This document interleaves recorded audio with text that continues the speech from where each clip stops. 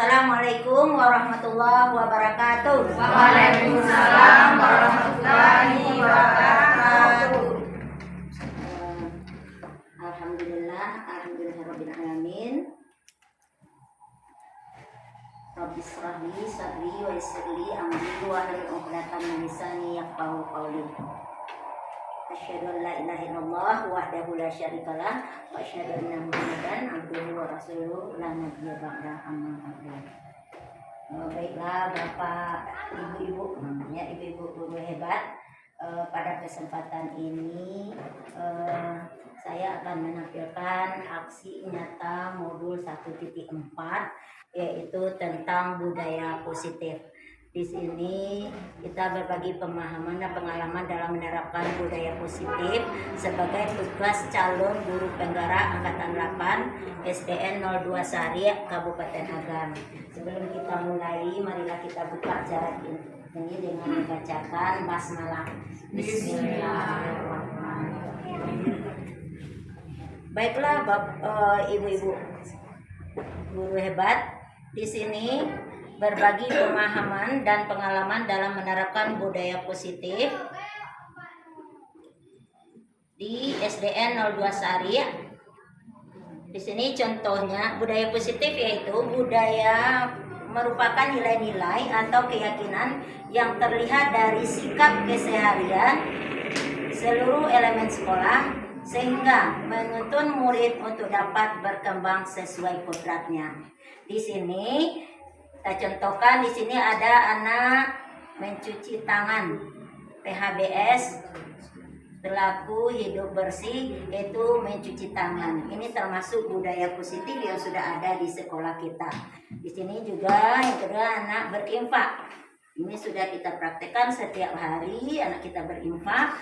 Kemudian di sini anak sholat duha. Kemudian di sini kita melaksanakan nasihat pagi ini. Ya, nasihat pagi ini kebetulan waktu itu ini dihadiri oleh Bapak Kaupa. Setelah ini kita juga bersalaman. Ini sudah merupakan budaya positif di sekolah kita yang perlu kita pertahankan, bahkan ditingkatkan. Kemudian lagi strategi penerapan budaya positif ini ada 6 ya. 6 yang pertama, disiplin positif dan nilai-nilai kebajikan universal. Ya. Kemudian yang kedua, motivasi, hukuman dan penghargaan. Dalam budaya positif ini kita yang memberikan motivasi kepada peserta didik, kemudian ada juga hukuman dan juga ada penghargaan. Selanjutnya keyakinan kelas. Keyakinan kelas mungkin ibu-ibu sudah melaksanakan di kelas masing-masing. Itu adalah kesepakatan antara anak dengan guru, murid dengan guru, apa-apa yang kita tetapkan di lokal bersama dengan murid. Ya, berbeda dengan peraturan. Kalau peraturan itu guru yang menetapkan, tapi kalau keyakinan kelas itu kita bersama dengan murid menetapkan. Contohnya berdoa sebelum dan sesudah belajar. Nah, itu sudah merupakan keyakinan kelas. Apalagi misalnya saling menghargai. Jadi tidak ada anak kita nanti di dalam lokal yang berkelahi lagi, kemudian melawan sama guru dan berkata kotor dan sebagainya. Lanjut lagi di sini pemenuhan kebutuhan dasar siswa. Kemudian 5 posisi kontrol dan terakhir adalah segitiga restitusi. Kemudian di sini ada disiplin positif dan nilai-nilai kebajikan universal. Apa yang dimaksud dengan disiplin positif dan nilai-nilai kebajikan universal? Yaitu belajar untuk mengontrol diri agar dapat mencapai suatu tujuan mulia. Tujuan mulia di sini mengacu pada nilai-nilai atau prinsip-prinsip mulia yang dianut oleh seseorang. Kita namakan nilai-nilai tersebut sebagai nilai-nilai kebajikan atau virtus yang universal. Ini sesuai dengan profil pelajar Pancasila. Ada nilai-nilainya kritis, beriman, bertakwa kepada Tuhan Maha Esa dan berakhlak mulia. Jadi bisa kita kaitkan dengan profil pelajar Pancasila. Di sini lagi motivasi hukuman dan penghargaan. Ada 3 motivasi perilaku manusia. Yang pertama yaitu untuk menghindari ketidaknyamanan atau hukuman. Itu motivasi yang pertama. Yang kedua untuk mendapatkan imbalan atau penghargaan dari orang lain. Kemudian untuk menjadi orang yang mereka inginkan dan menghargai diri sendiri dengan nilai-nilai mereka yang dipercaya. Ini ada 3 motivasi perilaku manusia. Selanjutnya, hukuman bersifat tidak terencana atau tiba-tiba. Dan katakan hukuman. Kemudian penghargaan adalah pemberian suatu benda atau peristiwa yang diinginkan yang dibuat dengan persyaratan. Jadi kalau hukuman itu diberikan oleh guru itu yang bersifat itu tidak membawa kenyamanan bagi siswa. Jadi kalau sekarang kita sebenarnya tidak boleh memberikan hukuman kepada siswa, tapi kita namanya konsekuensi. Kita tetapkan bersama dengan murid apa seandainya murid kita melanggar keyakinan kelas, apa konsekuensi yang akan kita berikan. Itu kita tetapkan bersama dengan murid di kelas masing-masing. Kemudian ini ada keyakinan kelas, keyakinan sekolah atau keyakinan kelas itu berupa pertanyaan universal yang mudah diingat, dipahami, kemudian harus diterapkan dalam lingkungan sekolah. Guru berperan dalam mewujudkan terbentuknya keyakinan sekolah atau kelas dengan adanya kesepakatan antara guru dan murid. Berbeda dengan peraturan. Kalau peraturan hanya itu dari guru kepada murid. Tapi kalau keyakinan kelas itu ditetapkan dengan guru. Guru bersama siswa menetapkan keyakinan kelas. Kemudian di sini pemenuhan kebutuhan dasar siswa. Ada 4 kebutuhan dasar siswa di sini. Yang pertama kesenangan. Siswa butuh kesenangan, butuh senang berada di sekolah, nyaman dia berada di sekolah. Kemudian kebebasan. Untuk kurikulum merdeka atau sekarang itu anak itu merdeka belajar dan guru juga merdeka mengajar. Jadi ada kebebasan anak. Ini disesuaikan dengan apa yang dibutuhkan anak. Jadi untuk kurikulum merdeka sekarang itu pembelajaran itu berpusat kepada siswa, berpusat pada anak, sesuai dengan kebutuhan anak, bukan hanya dari guru saja. Dulu dikatakan sistem pembelajaran adalah teacher center, guru saja yang berbicara dengan metode ceramah. Sekarang tidak lagi student center sekarang. Itu pembelajaran berpusat kepada anak. Kemudian anak butuh cinta dan kasih sayang, butuh pengakuan, butuh ingin diterima oleh gurunya di sekolah. Jadi siswa ini butuh kasih sayang. Di sini ada nih fotonya. Ini kelas 1 masa MPLS. Anak-anak ini butuh kasih sayang dari kita. Kemudian yang terakhir ada penguasaan. Penguasaan dia mempunyai kemampuan atau penguasaan materi yang dipelajarinya. Jadi dia butuh pengakuan bahwa dia sudah menguasai materi yang diajarkan oleh gurunya. Kemudian kita lanjut lagi, ada 5 posisi kontrol. Ini yang pertama adalah penghukum. Posisi penghukum ini kalau sebagai seorang guru sebaiknya kita tidak memiliki posisi penghukum karena ini merupakan bagi anak merupakan ketidaknyamanan bagi anak. Kalau bisa kita tidak memberikan hukuman kepada anak. Kemudian ini membuat orang merasa bersalah. Jadi kita tidak boleh membuat anak merasa bersalah.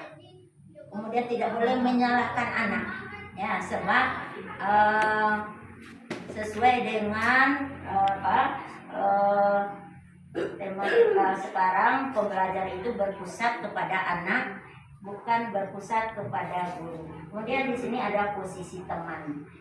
Siswa dijadikan sebagai teman, ya teman untuk belajar, ya. Dan bagi anak kelas rendah bisa belajar sambil bermain. Kemudian ini posisi pemantau, ya. Dan terakhir manajer. Posisi seorang guru sebaiknya ya itu posisi manajer. Ya, posisi manajer itulah posisi guru yang sebaiknya yang harus kita miliki sebagai seorang guru di antara yang dua ini, posisi manajer dan posisi pemantau, itu yang dimiliki oleh guru. Dan kemudian segitiga restitusi. Apa itu segitiga restitusi? Yaitu merupakan proses untuk menciptakan kondisi bagi murid untuk memperbaiki kesalahan mereka sehingga mereka bisa kembali kepada kelompok mereka dan berkarakter yang lebih kuat. Ini seandainya ada anak kita bersalah, ya, ada anak kita bersalah, dipanggil, kemudian kita lakukan segitiga restitusi. Ini ada 3 langkah yang akan kita lakukan nanti seperti di dalam video berikutnya. Kita saksikan video ini. Saksikan video berikut.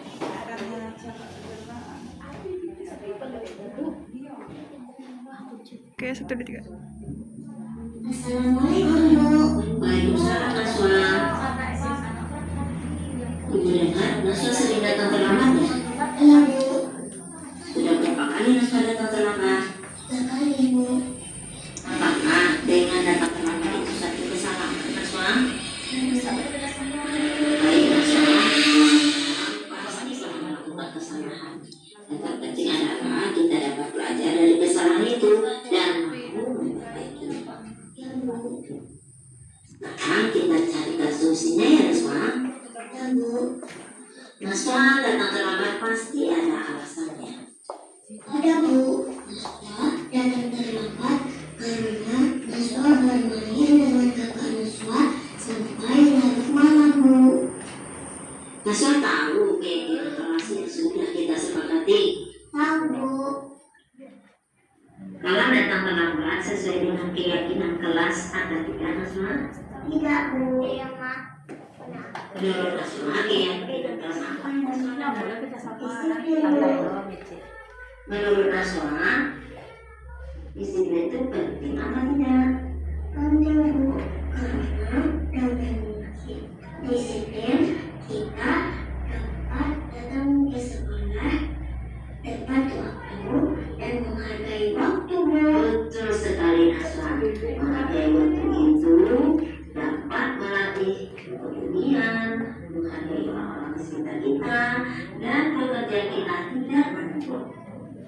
Naswa menyesal Bu karena Naswa sering datang terlambat Bu. Naswa minta maaf ya Bu. Iya Naswa. Sikap yang baik sudah Naswa lakukan dengan cara meminta maaf. Menurut Naswa, apa yang akan Naswa lakukan agar tidak datang terlambat lagi ke sekolah? Naswa akan tidur lebih cepat dan tidak bermain dengan kakak sampai larut malam Bu. Baik Naswa. Naswa sudah menemukan bekerja sama dengan orang tua Naswa agar Naswa tidak terlambat lagi. Ya Bu. Sekarang Naswa kembali ke kelas ya.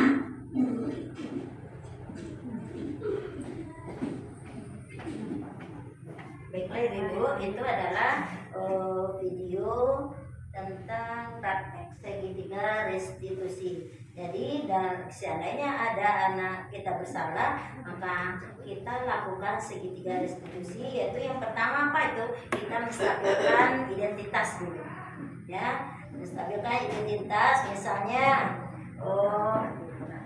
semua orang pasti pernah melakukan kesalahan, itu menstabilkan identitas itu namanya.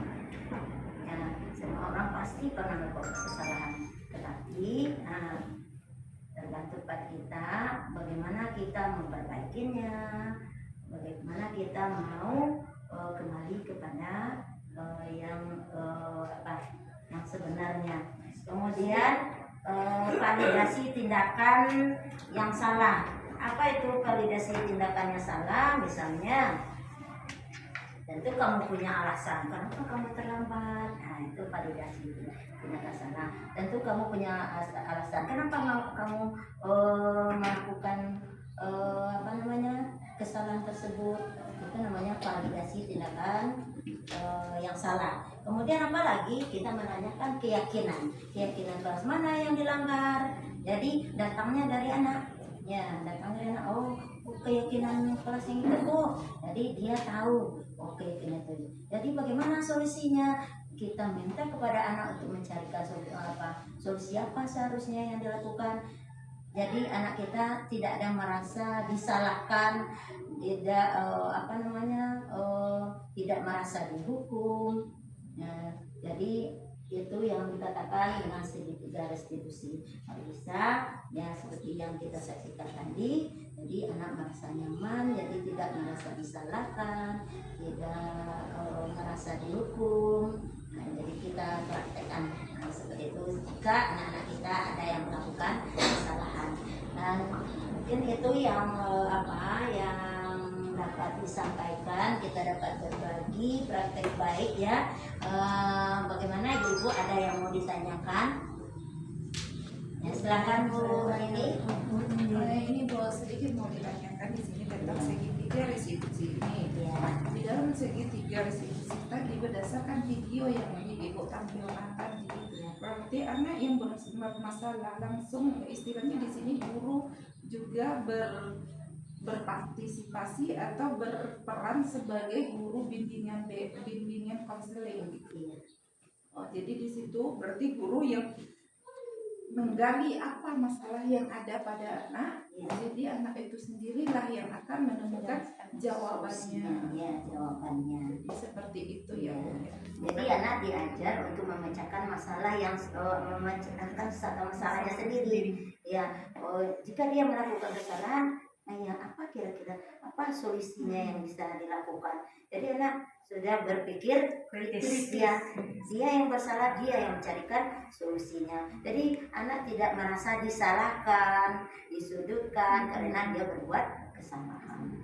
Satu lagi Bu, Ya. tadi juga ada Ibu bilang tentang tadi ada kesepakatan dalam kelas. Nah, apakah bisa kita kaitkan segitiga restitusi tadi dengan kesepakatan kelas? Bisa Bu. Sebab kenapa? Karena dalam segitiga restitusi itu kita ada langkah-langkahnya ada 3. Ya, yang pertama menstabilkan identitas, yang kedua validasi tindakan yang salah, dan yang ketiga menanyakan keyakinan. Ya, itu yang kita kaitkan dengan segitiga restitusi itu. Ya, jadi kita tanyakan kepada anak keyakinan kelas mana yang anak langgar. Nah, jadi anak merasa tidak disalahkan, dibawa untuk berdiskusi, memecahkan masalahnya bersama dengan guru.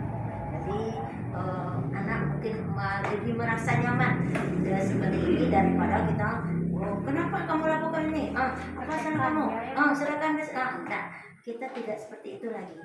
Tapi kita ada langkah-langkah yang kita lakukan seandainya anak kita melakukan kesalahan.